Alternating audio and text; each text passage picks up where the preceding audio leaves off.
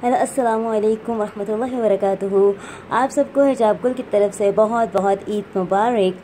और जी आप लोगों को इस छोटी सी वीडियो में एक पैगाम दूंगी इस हवाले से कि चूँकि बकरा ईद है और आप सबको सब इस मौके पर सब एक दूसरे को यकीनन गोश्त जो हिस्सा मुकर्रर है उस हिस्से में से सबको देते हैं, तोहफ़तन जो है गोश्त देते हैं और जो हकदार हैं उनको उसका हक़ देते हैं।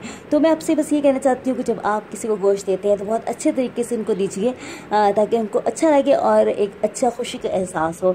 जैसे हम लोगों ने जो बांटा है गोश्त, तो उसमें ये है कि ये डिस्पोजेबल ये है। आप अक्सर इसमें खाना लेकर आते हैं बाहर से, इसको मैंने तैयार किया है, इसमें मैं जो है वो डिस्ट्रीब्यूट कर रही हूँ। और अब मैं इसको जब इसमें इस तरह के डाल लें आप, और जिस तरह से बेहतर समझते हैं।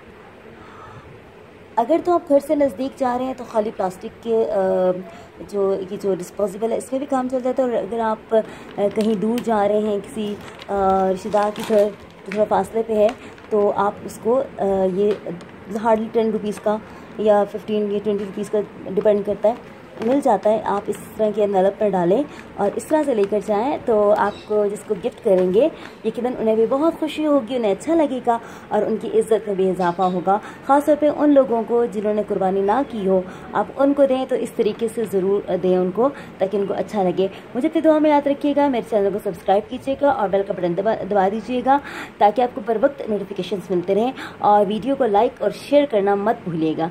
Thank you so much. अल्लाह हाफिज़।